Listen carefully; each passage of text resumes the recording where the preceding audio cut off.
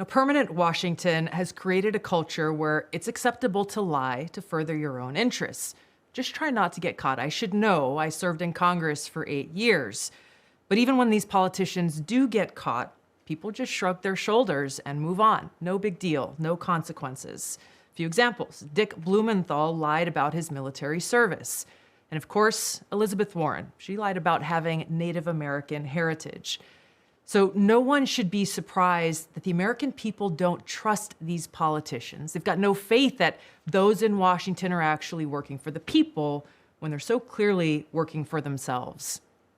Now, there are new accusations that George Santos, who was just elected to represent New York in Congress in this past election, has actually been lying extensively about his own past. Now, he admits to some of these deceptions. For example, Santos acknowledges that he, quote, embellished his resume by saying that he graduated from Baruch College, but he didn't. Now, Santos has also admitted he never actually worked for Citigroup and Goldman Sachs, even though his website suggested that he did.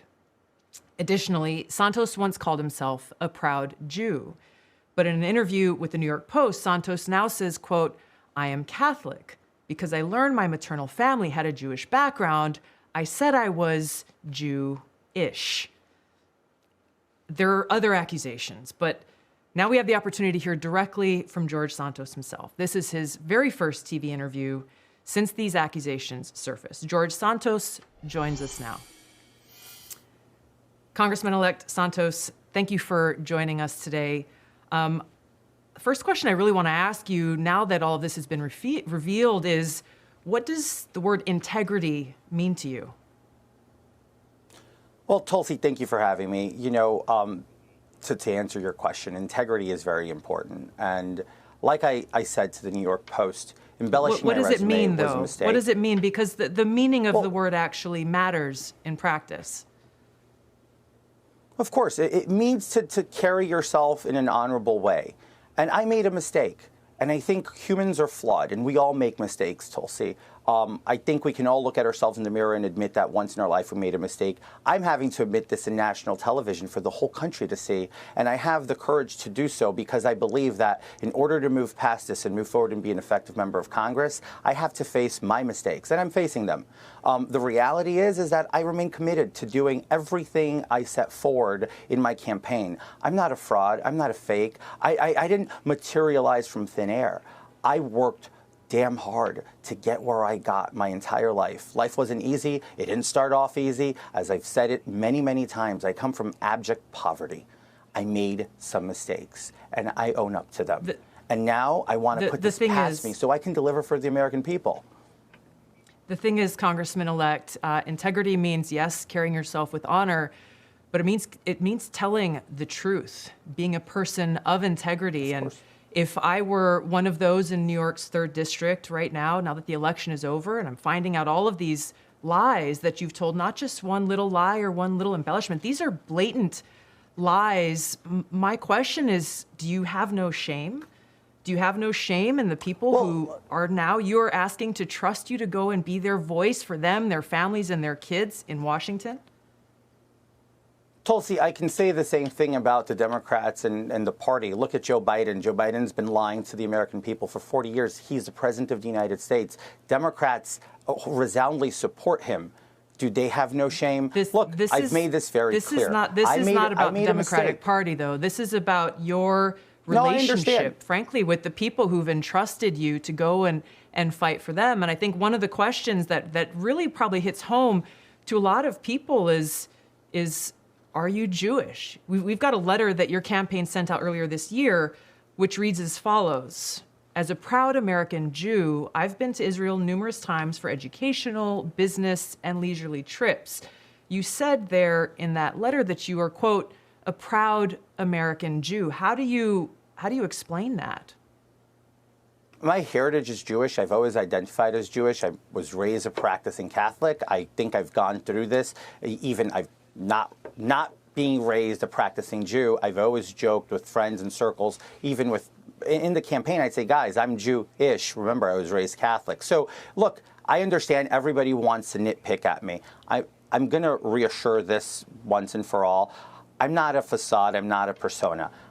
I have an extensive career that I worked really hard to achieve, and I'm going to deliver from my experience because I remain committed in delivering results for the American people. I campaigned on inflation. I campaigned on crime. I campaigned on education. I campaigned on delivering resolve for the American people. That's what the people of the 3rd Congressional District heard me on and on as I campaigned. Now it's going to be incumbent upon me to deliver on those results, and I look forward to servicing and serving my district.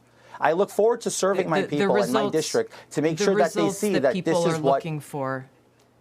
The results that people are looking for are called into question when you tell blatant lies, not embellishments. And this is, I think, one of the biggest concerns, Congressman-elect, is that you don't really seem to be taking this seriously. You've apologized. You said you've made mistakes, but you've outright lied. A lie is not an embellishment on a resume. You said you worked at Goldman Sachs and Citigroup, but they've said, we've got no record of this guy working for us. You've said you've gone to and graduated from these universities, but they've said, well, we've got no record of that. These are blatant lies, and it calls into question how your constituents and the American people can believe anything that you may say when you are standing on the floor of the House of Representatives, supposedly fighting for them. That's the real issue here.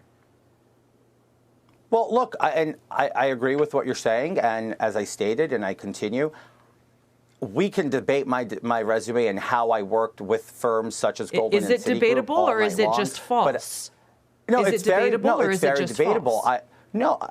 No, it's not false at all. It's debatable. I can sit down and explain to you what you can do in private equity, in capital intro, via servicing limited partners and general partners. And we can have this discussion that's going to go way above the American people's head. But that's not what I campaigned on. I campaigned on delivering results for the American people by lowering inflation. I can sit down, and if you want to have that discussion, I'd be glad to, Tulsi, to explain that to you and make sure that we settle the score.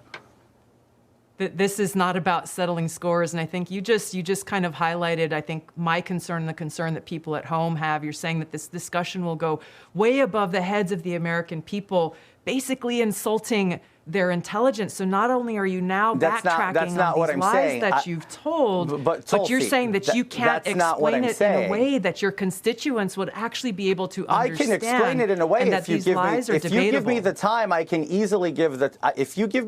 I can easily explain it for you, as in when investors are looking for capital, and I'm sitting there doing due diligence on the appetite and what they're looking for, right? And we work alongside GPs and LPs to help them place this capital. This is what I was doing, and that's when I worked extensively with these firms and many other firms at my time as I was vice president of Linkbridge Investors. So this isn't a made-up narrative, but I feel like nobody really wants to sit down and talk about it. Everybody just wants to push me and call me a liar. Look, I embellished my resume. Santos, I did.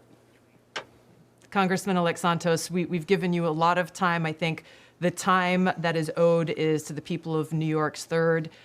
It's hard to imagine how they could possibly trust your explanations when you're not really even willing to admit the depth of your deception to them. Thank you so much for being here and joining us.